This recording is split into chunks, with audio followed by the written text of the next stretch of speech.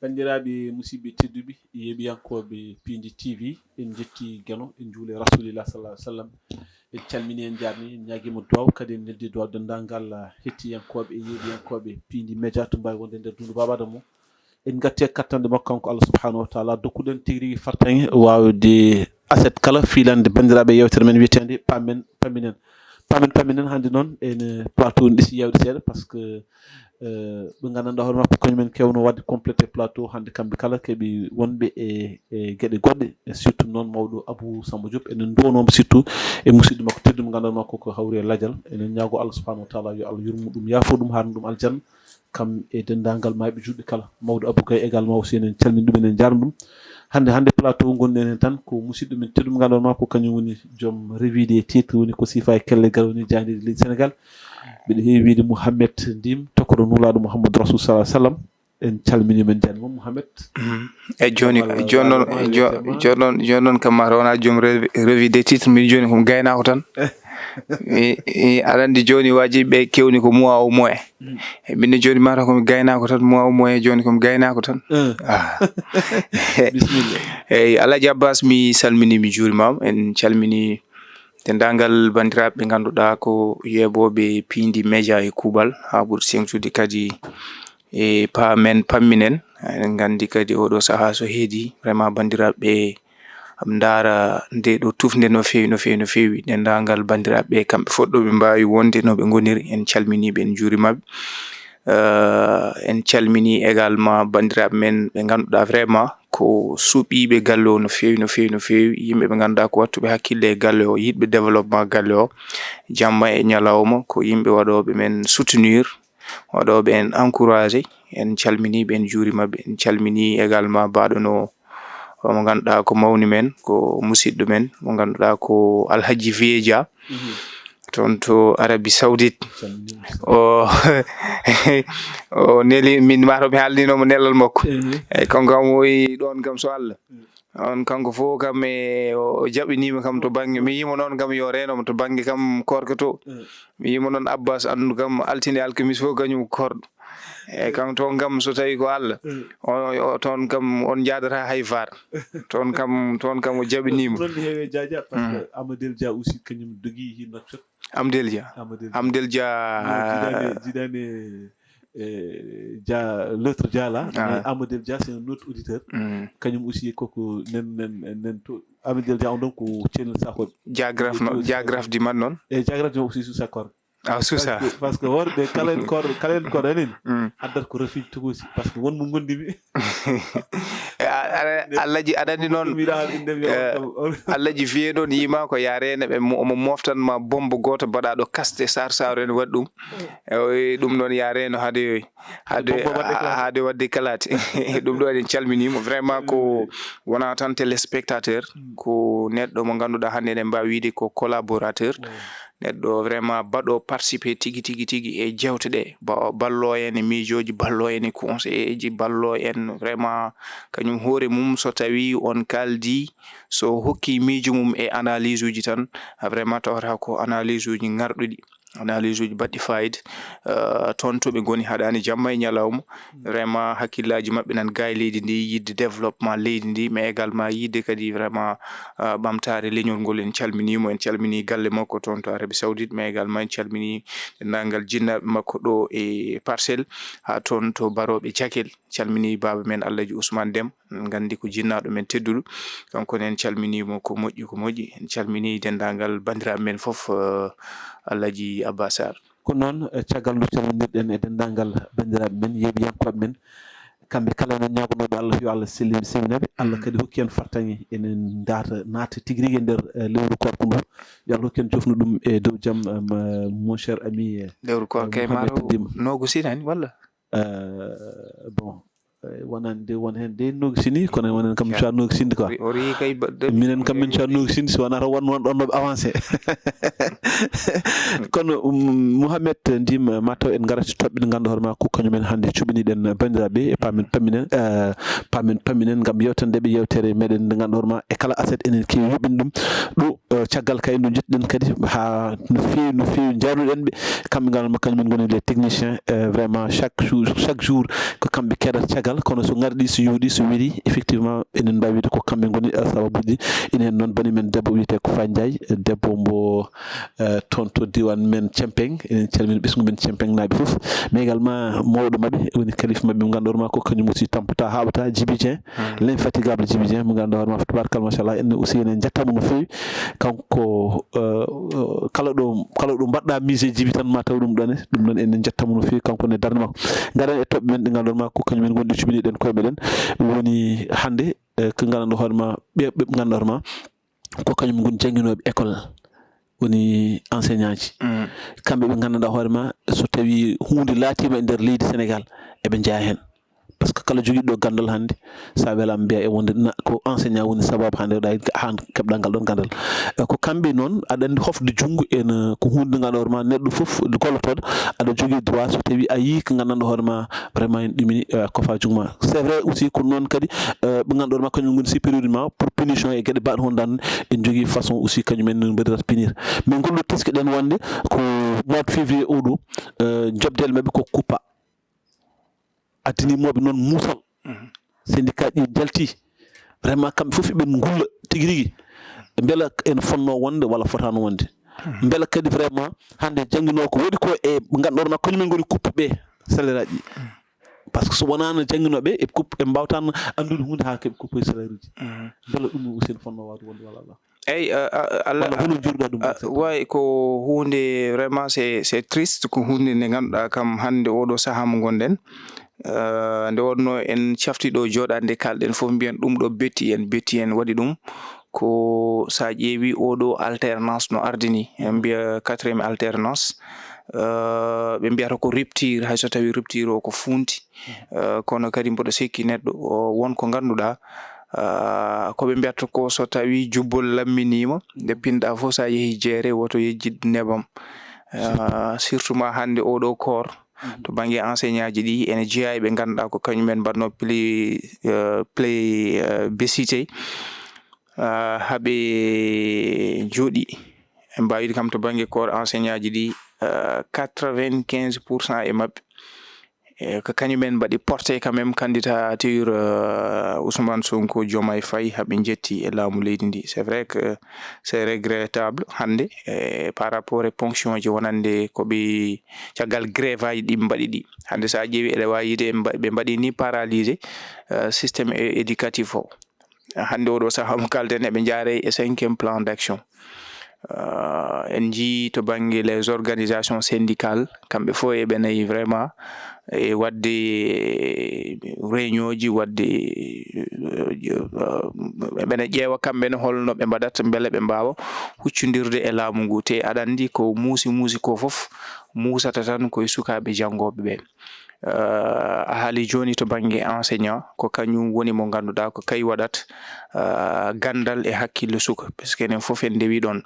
surtout ma noon ɗon ɗo ba âge o wonande kamɓe ɓe ganduɗa ko enseignant ji ɓe ganduɗa ko jogi wonɓe to banggue élémentaire uji ɗi ko addi fof enseignant ko neɗɗo poɗɗo hokkede gueɗal sibu gande ɗe fof ko ɗon yaltat wadde ɓamtare leyɗele ɗe ɓamtare aduna o ko hande so to banggue ɗo science ɗo yarata ɗo koɓe mbiyata ko intelligence artificielle ɗo yarata ɗo ɗum ɗo fof sa ƴeewi fuɗo jomumen ndewi koye élémentaire o wadde ɓen ɓe ganduɗa ko les enseignants janguinoɓe ko yimɓe fodɓe hormede ko yimɓe fodɓe teddinede dokke gueɗal mumen ha no hannirta ni hayso tawi ga e Sénégal ene waɗi kam to banggue kamɓene ne waɗi koɓe gollori juuɗe mabɓe kamɓe no ɓe pulaar yiyata ni lingu jungo hoto accide lingu koyngal bon sa ƴeewi hande a waɗat ɓeto to banggue leyɗele walla e aduna o aɗa andi ne waɗi ɓeto woto ngo indice goto mondial du statut des enseignants koɓe mbiyata ko global teacher statut enseignant ji ɗi mbanno to banggue ɓeto leyɗele ɓurɗe hormade ko yiyete ko janguinoɓe e aduna o ɓe mbi leydi adidi kam ko Chine sa ƴeewi to banggue Chine no ɓe kormini ni jangino no ɓe dokkiri ɗum ni fayida ɓe dokki ɗum gueɗal mum ha timmi wonno ɓe gandi sukaɓe ko ɗon ƴettata gande ɗe ko ɗon keblete ko ɗon puɗɗoto ƴogde ha ɗon yetto dow ɗo foti ɗo yettade kono kam ɓe teskimo wonande Chine ko leydi kam ndi ganduɗa e aduna foof kayri woni goo to banggue hormade to banggue wonande hakke e foddeji mum e ɓen ɓe ganduɗa ko jangguinoɓe rewi hen ko somi jumani e ley ko Malaisie e Taiwan e Corée du Sud sa ƴeewi kam ɗeɗo ko leyɗele to banggue ko mbiyata ko est de l'Asie ko leyɗele keftinaɗe to banggue vraiment dokkude fayida no fewi ɓen ɓe ganduɗa ko hormiɓe e dendagal statut mum kam no horma to banggue cadre de vie mum ɗum ɗon kam ene toppita no fewi ene jeeya hen Grèce ene jeeya hen Turquie ene jeeya hen Finlande ɗeɗo ko leyɗele kam vraiment ɓetade teskama jangguinoɓe ne dokka toon fayida no fewi voilà c'est vrai que en jii kamɓe ponction ji mabɓe to banggue kamɓe enseignant ji no mbiɗa ni e début mois de février o ɓe gari ɓe tawi salaire aji mabɓe ene usta aywa ene jeeya hen noon ko addi ɗum ko grève aji ɓennuɗi ɗi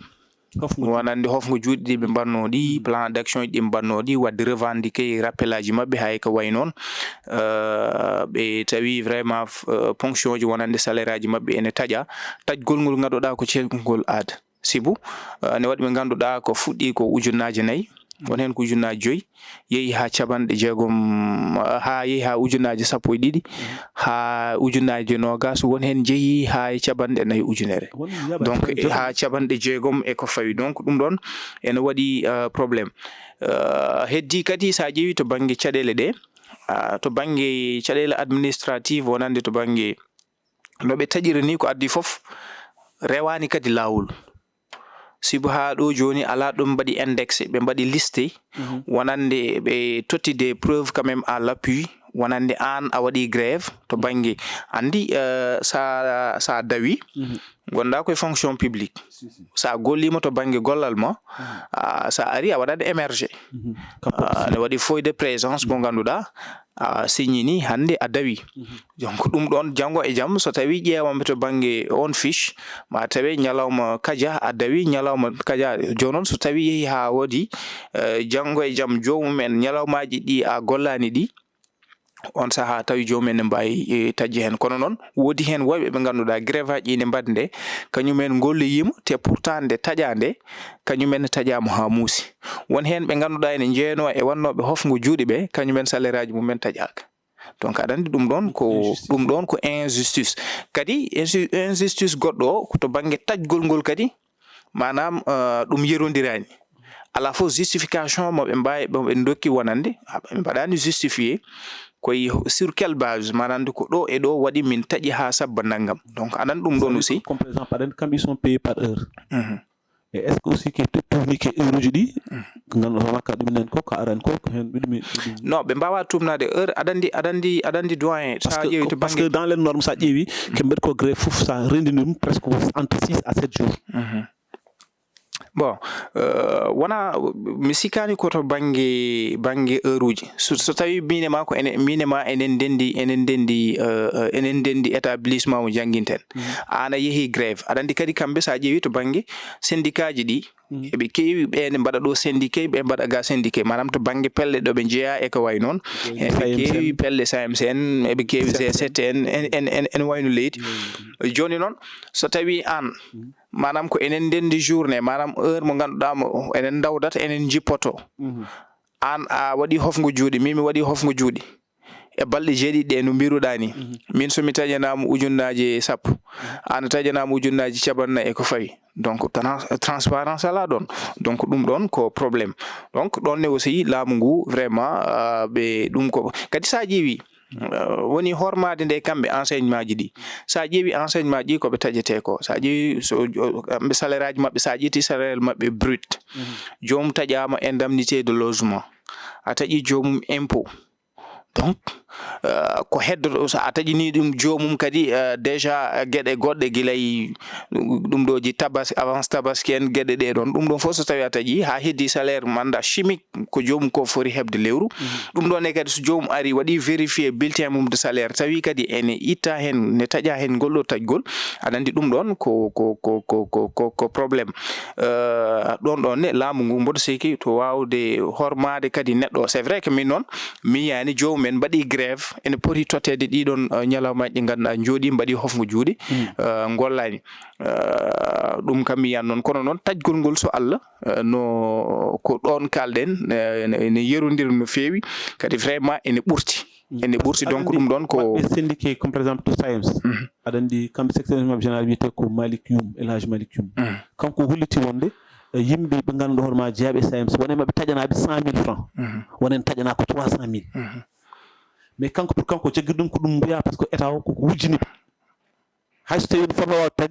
ko taƴi ko fakiti par ce que e nder 6 jours so tawi a ittanamen 100 000 francs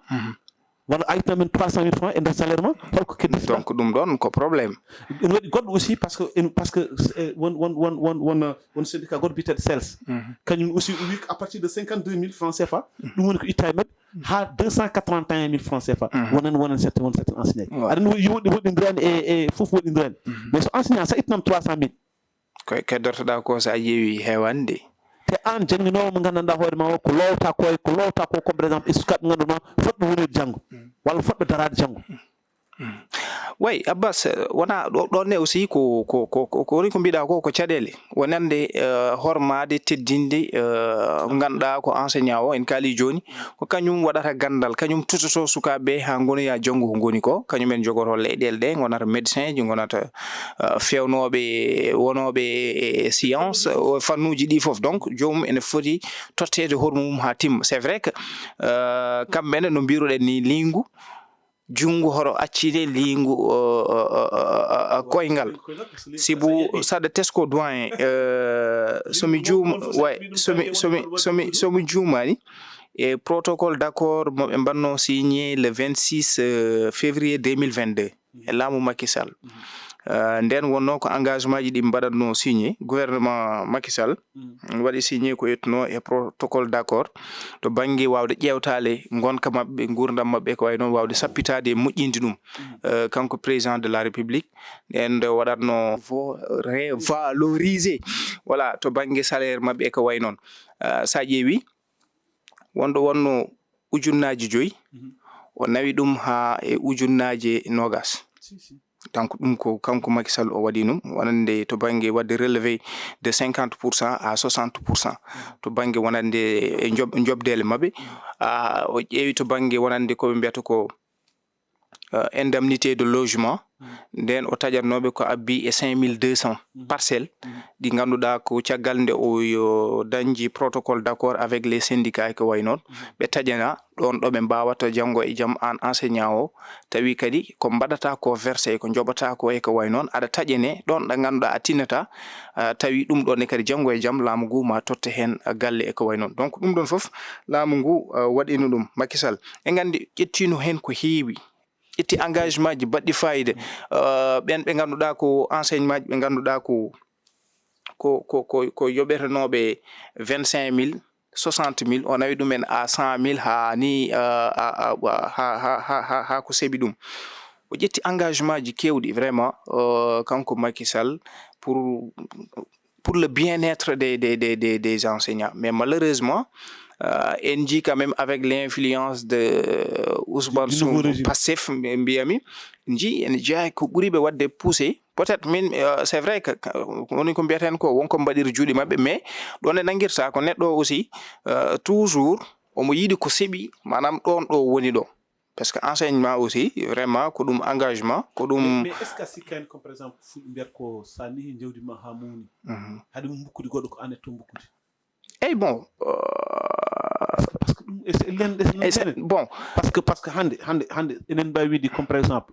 régime oɗo en toute pièce enseignant ji en jaa e waɗɓe ɗum formé haɓe jetti ɗum Eh bon, de toute façon wona peut-être kamɓene ko yakare ɓe jogino ɓe jogino ɓe mbanno porter le combat que janngo e jam kamɓe ɓe jogino yakar ko so tawi ɓe gaddi oɗo régime Ousmane Sonko Bassirou Diomaye Diakhar peut-être maɓe dañ ko seeɓi ko ganduɗa ɓe dañi ɗum e Macky Sall. C'est vrai que Macky Sall waɗino des sacrifices ɗi ganduɗa ko baɗɗi colossal, mais toujours neɗɗo aɗa sa ƴeewi Macky Sall on ɗon ɗo budget mabɓe wonno à 60 milliards kañum nawi ɗum à 90 milliards. ɗum koto bange enseignement tan enseignement o ɗum hay ɗum de koto bange les enseignants. Donc jiida e goɗɗum ko jomum wanno wana peut-être sa nehi jawdima mawni ko anata to mbuɗ peut-être ko jomum ene yini gurdam ceɓɗam aɗa neɗɗo fof yiɗi ko sa hon pamirta ɗon joni par exemple hande oɗo régime wana tan enseignement tan mais ƴeew jayndiyankoɓe kañumen mbaɗi porté combat o ha jomumen jetti au sommet de l'état mais holmoɓe iidi habde jayndiyankoɓe iidi habde hande so fawti men comme par exemple les étudiants kañumen mbaɗi porté combat o mais kañumen aussi ɓe kiri eɓen kaɓi men joni noon fawti hen enseignant ji ɗi donc c'est à dire ko ɗo sa ƴeewi au fond mbitaki e wonde est ce que vraiment wonani ko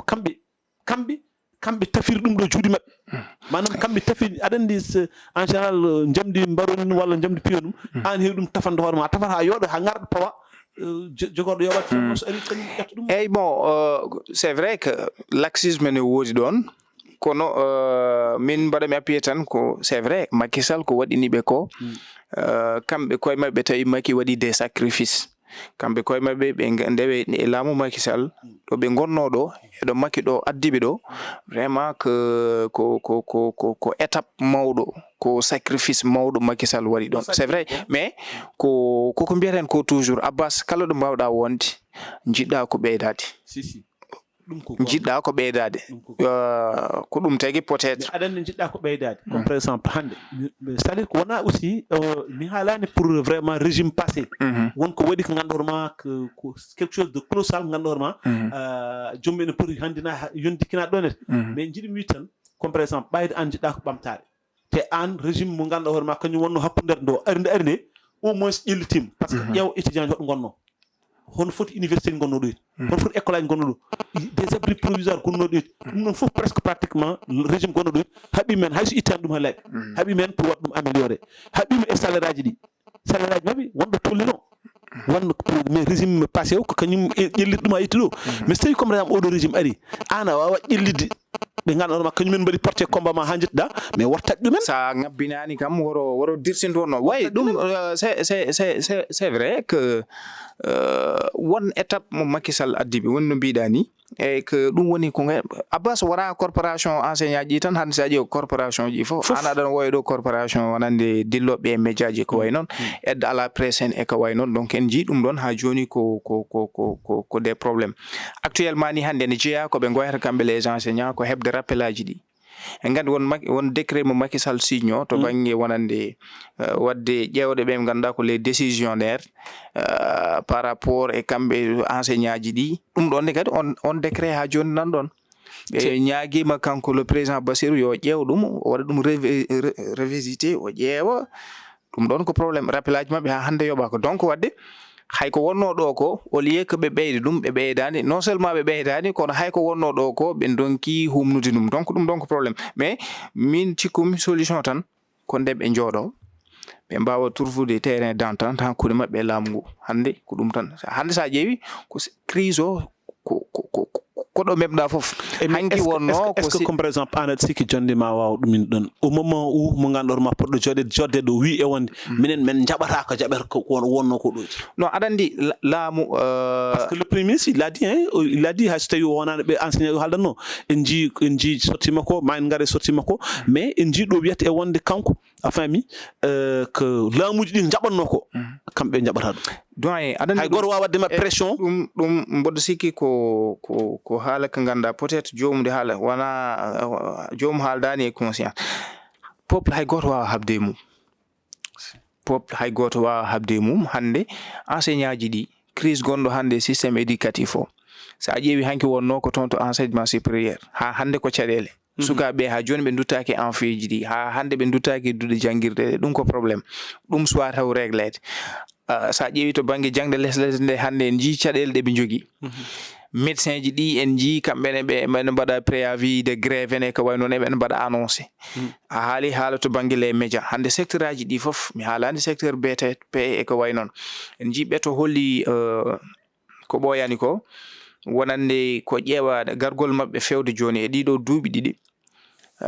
ɗo ɓe tawno e secteur aji ɗi fof ɓe mbaɗɗe licencié ɓe nawi ɓe chômage technique ɓe ngannduɗaa ɓe ndiwi ɗumen e gollorɗe mumen ɓe fof ko cabanɗe 3 ujunere ko fawi donc ɓiɗo fof hande so tawi kañumen ne jalti soulèvement waɗi ko muusi fof muusata koye ɗum waɗi mbiɗen c'est que aɗen capantati ujunere neɗɗo joni taw ko employé c'est égal à presque 90 000 ou 100 000 oui parce que ou 200 000 ne jogii jomum jogii charge jogii caggal ngannduɗaa ko ɗum woni ko noon voilà donc laamu wawa habde e peuple mum mboɗo sikki ko sisi ɗo tan ko joƴƴinde kamɓe laamu ngu ministre maɓɓe titel jooɗo laamu ngu jooɗo baade ene waɗi des systéme ɗi ngannduɗaa ko kañumen kala ko fatuno e dialogue e ko way noon kamɓe ɗe ɓe de mécanisme ɗe ngoodi ɗe mbawa rewde beele ɓe joddo e enseignant ji ɗi e wonande le hay so tawi hannde eɗen jinno nande mbaɗo no ha darde walla hen jaltal omo ganduɗa ko damboj en ciyani a faami donc so tawi ko leydi ndi ɓenndimo so tawi ko hanki ko wulanno ko gonga e makko mboɗo sikki mo yaltu yimɓe nana hen haala makko donc mboɗo sikki eɓe poti jooɗade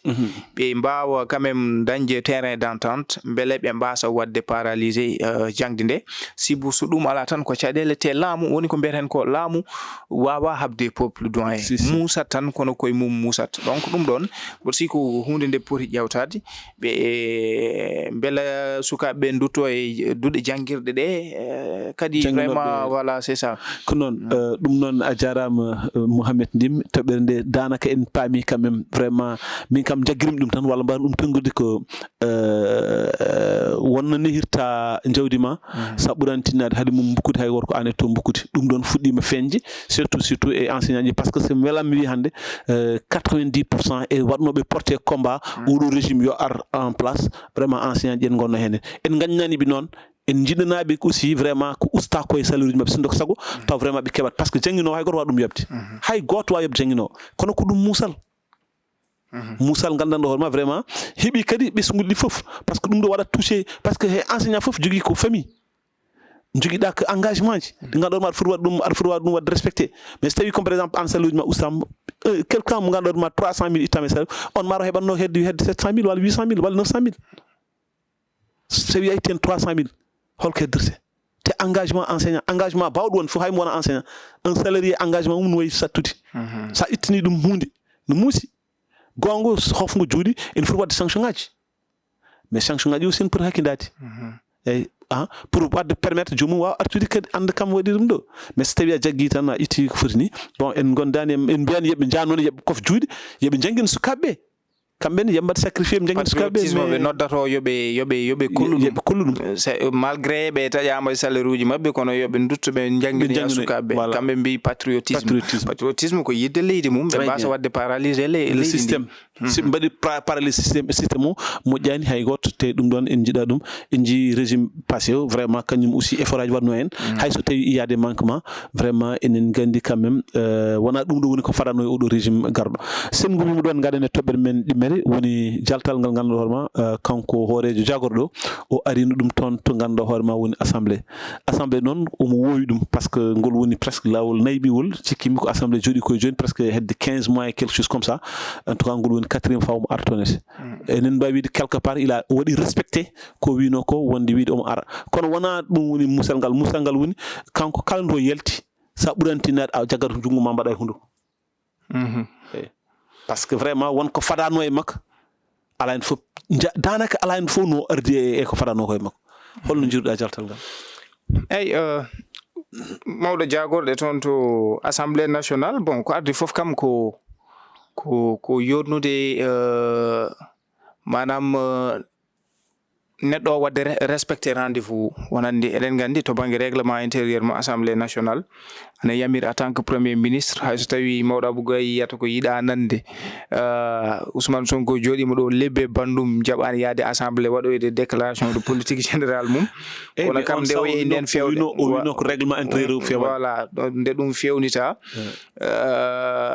no règlement o sarɗiri ni wonande an premier ministre o saha fo aɗa foti ruttade assemblée nationale joddoɗa e kamɓe député ji ɗi garta e question d' actualité ji ko puɗɗi ɗon ko wadde par rapport e gouvernement ma ko golloto ɗon bon NGO ari toon comme no mbiɗa ni o arti e par rapport e to banggue wonande oɗo loi to banggue criminalisation de l'homosexualité wonande hadde mataw e debbati gorkati en min kam ɗum waɗini kam betere par rapport e yiide wonande kanko ko neɗɗo ɓurɗo kanko woni wonande personne morale jaaɓe e waɗɓe porté le combat beele wadde ɗum criminalisé doyen mboɗo sikki so tawino ɓe beelanomo gouvernement makko hannde kanko yino ko e campagne makko so tawi o yehi assemblée nationale o dañi toon majorité loi mo adoto nanu toon ko wadde criminalisé ko yete ko l'homosexualité hannde eɓe jogui toon 130 députés kamɓe mbiyata une majorité écrasante donc mboɗo sikki ala ko haɗiɓe nanude oɗo loi heddi noon ko enen eɗen mbawi famde nde wonno en jii signe uji mum gila ko ɓooyi nde ɓe ngari o adi jaɓɓade ɗo ko Jean-Luc Mélenchon holɗo jaɓɓi ɗum toon to université Cheikh Anta Diop mo Dakar toon ɓe ganduɗa ko duɗal ngal ganduɗa ganɗe towɗe ɗe ko toon jaltinte sukaɓe men janggoɓe ko toon ɓe jaltat toon jogotoɓe leydi ndi tambotoɓe ɗum guilay science guilay kala ko kalɗa to banggue gande ko toon nokkete université Cheikh Anta Diop kadi woni référence e université ji ganduɗa ɗo e Afrique hande Afrique mawɓe leyɗele nayonane e Afrique mbaɗa servir jalti e université Cheikh Anta Diop mo Dakar ɗon Jean-Luc Mélenchon dari yi wonde ko kañum waɗi porté projet debbati gorkati en toon to France kamɓe sukaɓe pobbo kanko Ousmane Sonko nde o jabti hayso tawi o mbiya mataw ko avec diplomatie yiide wonande minen ɗo c'est toléré firti ko minen emin maslodiray ɗum gorjiguenen hayso tawi to banggue ministère de l'intérieur eɗen gandi emin jogui toon kamɓene fodde mabɓe hayso tawi ene waɗa c'est strict fo e wadde noon en nani haala makko toon to assemblée nationale yiide wonande kamɓe mbaɗa diluer wonande durcir jimi yiide sa ƴeewi to banggue article 319 mo haalato yiide wonande won wayloji ɗi mbaɗi hen par ce que article 319 o ɗon ɗo mi wiyata à flagrant délit to banggue acte contre nature e ko way noon tawi ɗum ɗon manam taweɗa aɗa waɗa ɗum manam hakkude acte contre nature hakkude gorko e gorko hakkude debbo e debbo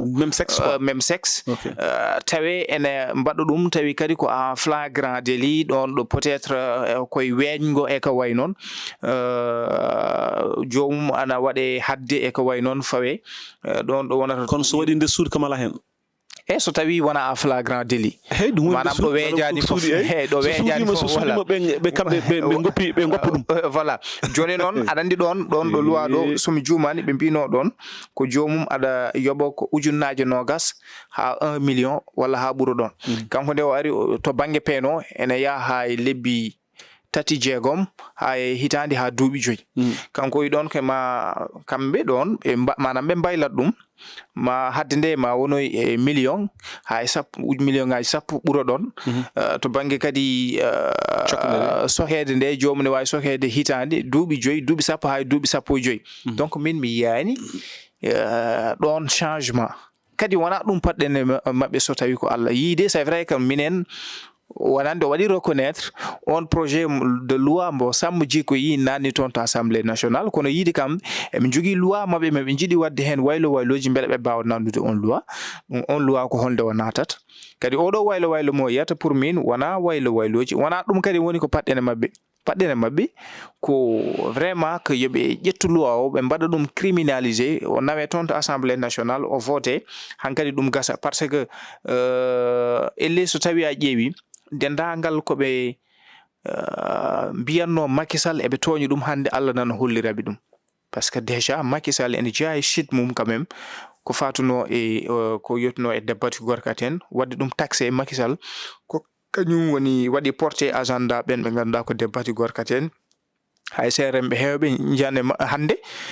ko ayara hambiam enen bele ko Sénégal gonden parce que ben haalanobe hanki ben sernaabe bon yide neddo kadi ko ceerno anan ceernagal kadi hen saaji modi bele joom ko ceerno wondo yettoto yiye ko ceerno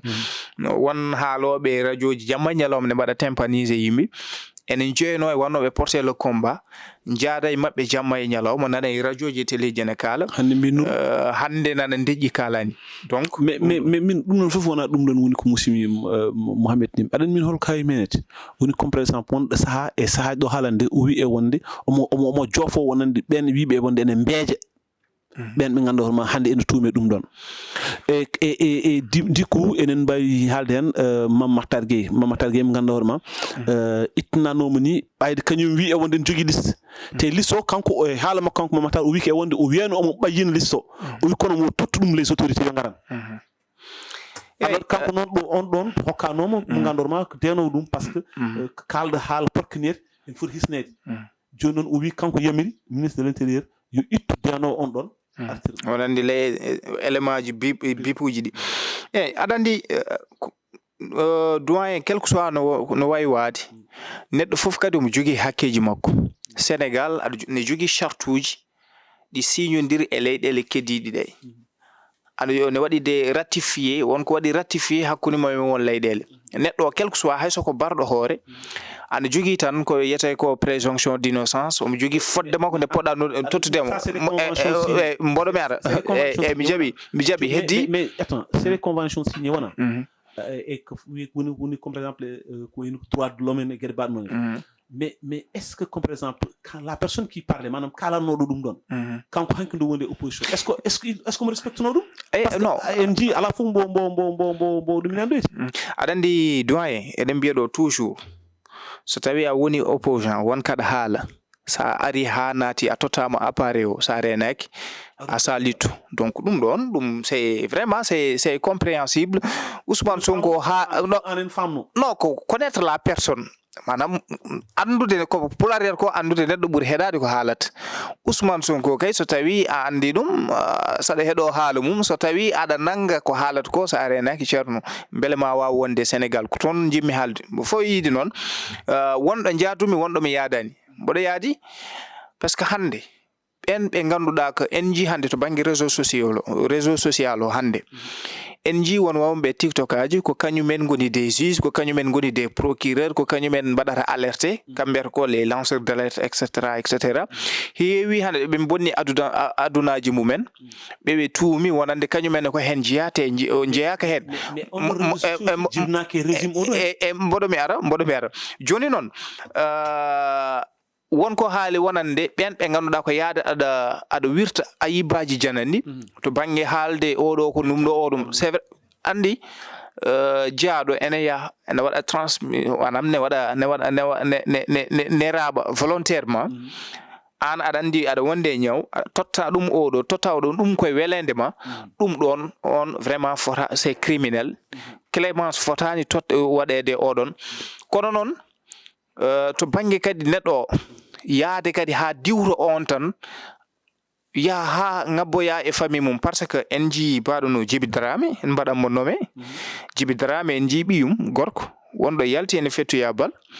ko fori e legal ari kena fiye bingel ngel wadde dum taxé ko bawum nangira ko adande on ko innocent on wadani haydara on est-ce que voilà donc don aussi yimbe be ne poti don ƴewtade kadi to bangi secret médical morsigi ko hunde fondon c'est vrai non won ko haali c'est comme kanko o ala culture d'information wala won ko famani police et journaliste en cas journaliste ada jogi accès yaade to police mbaɗa des investigation ji ma woto ko keɓɗa pour wadde ɗum informer yimɓe. Donc ɗum ɗon sa ƴeewi to banggue presse, sa ƴeewi to banggue ɗum ɗo droit à l'information ɗum ko hunde nde ganduɗa wona délit, wona ko haɗa. Heddi noon avec ɓen ɓe fotɓe hebde ɗum avec professionnalisme, ɓen ɓe ganduɗa ko fotɓe tottede beele janggo e jaam wawde kadi humpidde yimɓeɓe. Ɗum ɗon kadi tawi noon kadi jomum anne a tellota ko lawol, mbaɗirta ɗum ko avec professionnalisme no mbiruɗa ni. holko hawni on ɗon ka comme par exemple an ƴettuɗo volontairement mbiya min mbeɗen wonde oɗo rafi mbeɗen oɗo rafi so tawi mi waɗi naggam mami raɓ yimɓe ɗo jaha mbaɗa ɗum ɗon aɗa on pour min sa waɗama weere vraiment min mi yiyani hen ɗum ɗo quoi mais min calimi ko comme par exemple neɗɗo mo ganduɗo hoorema kanko oɗo ene anda oɗo neɗɗo de ko il est correct a faami dossier makko ari vraiment dossier makko médical walla ko wawi won dossier bawɗo won fof so tawi ko hurum makko ene foti ɗumede mais oɗo jaaɗo ha ƴetti ko fanno ko suudde natti ɗum suudde ƴetti wi e wonde ko bella wadɗoy ɗum e yimɓe woɗɓe ha mbawa kañumen dañde on ɗon probléme mais on ko criminel non ɗum woni ko mbimi doyen mbimi ko on kele déjà fota on clémence ni fota ɗum namde on vraiment ene foti ñawede ha ɗo ñawoje ɓurɗe musde kono noon koko mbiɗen ko secret médical ne woodi min mi haalan ɗum to banggue ɓen waɗoɓe to banggue ko mbiyata ko ne mbaɗa transmission volontaire tan ene jaaha ene daaɓa yimɓe kono noon wonɓe ganduɗa aussi ko innocent ji il faut ko mbawen famde ɗum ko gonga banduma Matar Gueye kamɓe yimɓe ne gandi darde nde ɓe daari wadde préserver valeur aji ɗi tawaɗi ɗo ɗi wawde rende sukaɓeɓe haade natane perfection e ko way noon mais aussi hunde fof ne waɗi lawol no foti rewnede ko gonga ma Matar Gueye so tawi enen gandi won lycée mbannoɗo blanche e ko fatuno e formation je e ko way noon waɗi ni impact e ko way noon so tawi aɗa jogui liste tottoy ɗum ministère de l'intérieur ko noon o waɗiri kono fo e wade noon kadi en jii coowo en jii Sénégal hande en jii réseaux sociaux no wayni ɗum ɗon kadi laamu woni foti wadde canaliser yimɓeɓe wawde rende ɗumen tawi kadi wona ƴettude tan moni foof haalata hen moni foof foti hen jogade hen avis mum moni foof kadi jogui hen vraiment hattan mbiya goto foof ko police goto foof ko procureur ka enquêteur donc ɗum ɗon kadi mboɗo sikki laamu ngu woni foti ɗum haɓade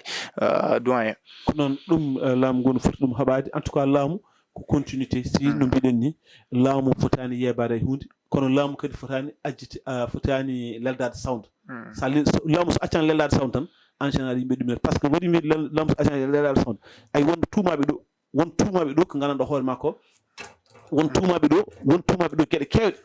won tuumaɓe ɗo gueɗe kewɗe ina hen comme par exemple ko wayno comme par exemple Mansour Faye ko wayno comme par exemple Alioune Sall sa nani ɗo affaire 400 000 ɗum joni te ɗum ala hen fof ko woodi te on ɗon 400 000 kalatonoɗo kala jaltunoɗo e réseau sociaux ji wiyata ko ali so ali so welti tan wiide ko addu 400 000 amen te taw ɗum woodi hen ɗum wona ɗum kadi ko suusude ayi ɗum waɗi ɗum rentade ɗum ko hunde nde ganduɗa hoore ma ene jari rentade no fewi voilà ko wiyete ko kadi pottital ngal ganduɗa hoore ma walla mi sikki ɗon tan gasnirten toɓɓere men nde mataw ko ɗon tan jaten gasnir ɗon walla memen seeɗa e ko ganduɗa hoore ma ko kañum woni criminalisation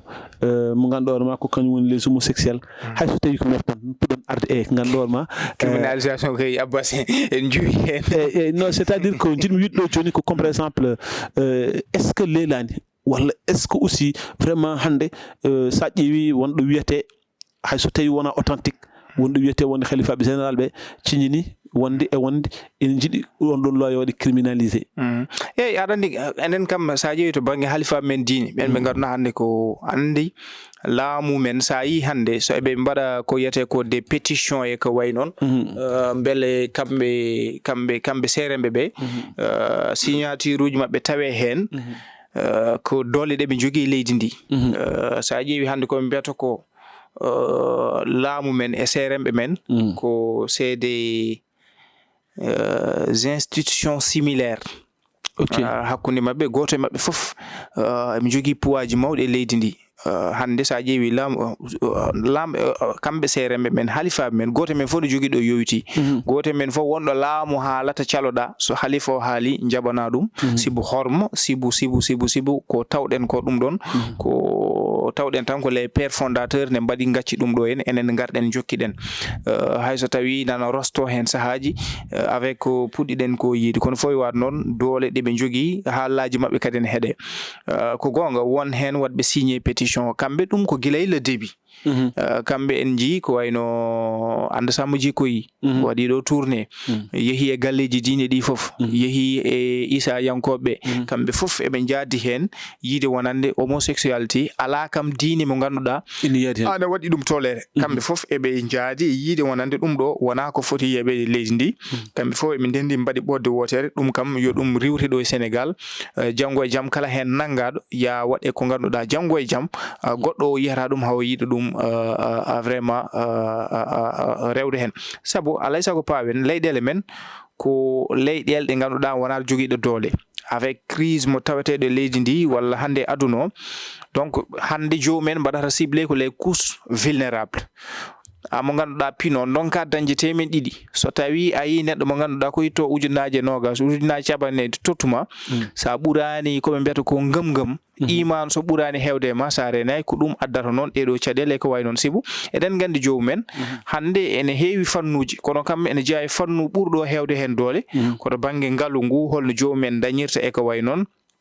e privilège uji ɗi ganduɗa jomumen keɓa hen ɗi ko ɗum ɗon waɗata Allah wadde so kamɓe seeremɓe soɓe ƴetti mbaɗi porté le combat yadude e laamu ngu hunde fonde wonde kamɓene koɓe ɓooyɓe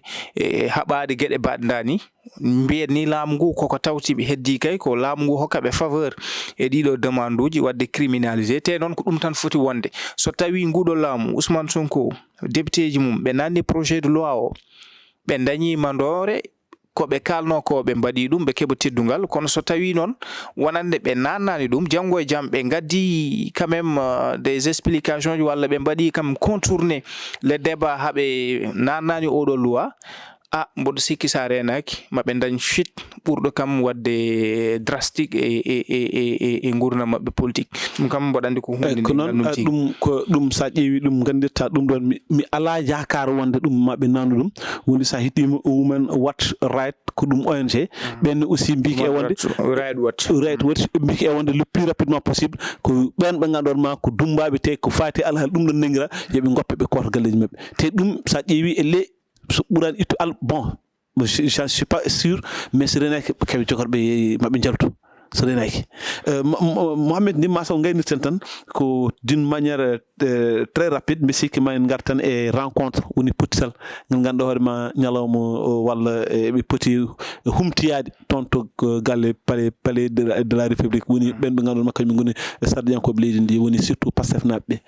ɓe ɗum aussi holno jangguirta ɗum eyyi bon enen gandi ngol wattata laabi ɗiɗi oya ko hanki wonno mataw walla ɗe balɗe fof saha fof ne waɗi celi waɗi ƴele yohoɓe en gandi ɓe noddino responsable uji Pastef no mbiɗa ni e coalition Diomaye président e gardugol Mimi Touré e kawrin toon to palais de la république surtout ma wadde ciblé wonɓe responsable uji départemental bon hayso tawi ɗum siyani walla hayso tawi kam ɗum waɗaka communiqué ji e nder parti ji mabɓe wona kam gouvernement e nder parti Pastef e coalition Diomaye président communiqué ji jaltani wadde koɓe mbiyata ko compte rendu par rapport e ko ummi e nden yewtere kono kam eɗen gandi ko wayni koye leydi he jeeɗen saaha fof ma won ko si ganda holko wonno sababu noddango en gandi kam jewtoɗe ko en perspective des élections ji locales koye élection ji faya en ji hanki baɗono Cheikh Bara Ndiaye député mabɓe yiide wonande kañum notoyaki ne waɗi député goɗɗo debbo e mabɓe gonnayo kamɓe mbaɗi communiqué ji mabɓe yiide wonande kamɓe ɓe notoyaki Cheikh Bara kañum wone yiide ko soɓe ndenayi ko ndogu mystique wonande yoɓe gandu koɓe kumtoyto toon ko sa renaki mabɓe ñaam liggeyaji ko way noon sino goɗɗo wonno hande tawat ko norima procureur kono foy wad non eden gandi ko dum ko des schéma politique tan dum wadi eden goye biyen en ganda jomay hol koyngal amrat sibu en gandi be mamruji Pastef mbadimo do attaque ha yimbe fof mettini hen mbadi compatir don hewbe dosti jehi tawtoy coalition jomay président goto fof hollito hoore mum yogani e gouvernement o de membre ni des ministres kolliti koye mumen ɗo jeeya waaɓe no le ministre du Serigne Gueye Diop en e ko mbayi noon omo ganduɗa ko ancien ministre de l'enseignement supérieur Abdourahmane Diouf en kolliti koye mumen ɗon ɗo jeeya heewɓe dosti ha ɗon ɗo ɓe mbiyata Mimi Touré waɗi recensé ko abbi e temedde joyo e ko fawi maire ɓe ganduɗa tawtama e coalition Diomaye président mais so tawi hande kanko Diomaye o ruttima o noddiɓe en toon to palais de la république yiide yoɓe ngarɓe kaltide wadde ayyat jango e jam kadi ben yobe njaaru sese be gando ko be njahata ndeke Basiru Diomaye ha joni kanyum mataw ko yetono ko hanke heccanki sonko on tande wadde o maneha donc dum don ko ayata ha moma got aron kada ndude Basiru hol kanko jurum mo joginda e makko walla kombama badda porté wawde wadde mo soutenir tawar wadde jarani sibu NG ala ko nanani ha yimbe mi il faut ko yimbe bada défendre Basiru Diomaye ko institution ko président de la république en pota yebde yimbe ne bada e mum ko wayndani donc NG wadde ko yino ko kanko Ousmane Sonko mi yaani ya war lorñe ya niwno photo ya mo bim ko ya jew mbodono liggono ma bele ngona le futur président de la république wadde ko heno woni gollati wadde ko dum woni jabbal makko malgré o riddi Aïda Mbodj o addi Mimi Touré be mbadi coalition Diomaye président be ƴeewi 16 mabbe donc wadde ha joni bele yimbe potani hen yarude ben be ganda ko jogiibe idée tawtoyde kanko Basiru Diomaye holko woni plan mabbe c'est vrai que woni yobe wonbe ganda ko yidbe wadde trahir Ousmane Sonko mbadiya rallier kono min jirumi wadde kulol président de la kulol Basiru Diomaye kam ata membre Pastef mbiata kam président de la république bela ha joni yidani kene wel Ousmane Sonko ƴewde no be jaari élection ji locale e ko way non wadde anda ha joni hol koyngal ngal Basiru amrat kono kadi to pomen ko mbiata ko rupture wadde jani rupture sibu kanko Basiru Diomaye Diakhar Faye Ousmane Sonko e régime mabbe ko kambe mbiyatno Macky Sall fota wattude wadde transformer palais de la république en permanence APR ko ton wadata recevoir les alliés politiques ton wadata recevoir ben be ganduda ko be natobe e land APR coalition Benno Bokk Yaakaar ko way non ha en saaje be tonya Mariam Faye yide wonande hay ciuru yuju ko ton wadata palais de la république way non nana addo ton ne wada ton des artistes en bada ton des soirées e ko way non wadde kam hande kambe ne on rupture kam mo yimbe kalata be sibo hande e be nodde politicien ji e mbadum e recevoir ton to palais de la république e be ne kala ton cadel to bangi hakkunde mabbe te dum wadi concerné ko dum gede politique e be jogi 16 uji mabbe e mbawdo yaade 16 mabbe e mbawno yaade 16 passé jewte ya dum ton kono so tawi be ngarata ko ha palais wadde ron dogu bonnude kalisa wadde dépenser des millions wadde mi rupture mo yato au moment où hande enseignement supérieur no wone crise au moment où hande éducation nationale no wone crise wadde rupture mo be mbiato ko be mbiato ko dum funti wonno e malheureusement e dendangal ko be kala no woni ko biiden ko tan andu neddo buri hedade ko halat dendangal ko be kala no e ben jantay piège aji mabbe Allah ji Abbas e dum kadi aussi vraiment c'est regrettable ko non c'est regrettable vraiment bandirabe musibi tiddi danaka yewtere men gasi ha labi cer en tout cas ko dum musal mawngal en nyaago Allah tan yo Allah itan Sénégal e do cadel du wondi hande tawi tan ko haala gongo ha haala gongo Sénégal ko bandu nayejo kala do memda ina musa dum non yo Allah fabalide Sénégal inshallah rabbi ha aset padu so Allah wulki en sagoji meden bayon artu inshallah e yewtere wonde bisik mi wadati privé calminel wadade walla ha talata tan inshallah d'accord non bande musibite di gasi ha labi tar en beltina non émission mo gandorma ko bani men dab jebo en e kala subak kala no garden o udditat o par amo fada que 11h no yono vraiment o ara o yeba émission en direct donc enen jattamu no fewi enen jarnum kanko sokhna kan gondo tonto Bruxelles jeyaado tonto diwan commune Fanay e wuro no wiye Tiangay donc enen ñagonomo Allah moƴƴere e dendagal bandiraɓe kala en jetti aussi diagraphe dimat aussi ɓoyan ko ari ɗo mais également hande omo woni projet mattutam la miijo mo ganduɗa aussi vraiment ko modi porté woni mahtugol juma dimat ɗum noon yo Allah newnu yakko walo ñam rasul sallallahu alaihi wasallam bandiraɓe musidɓe tedduɓe inchallahu rabbi dokkidiren ayde ha lawol gongol assalamu aleykum wa rahmatullah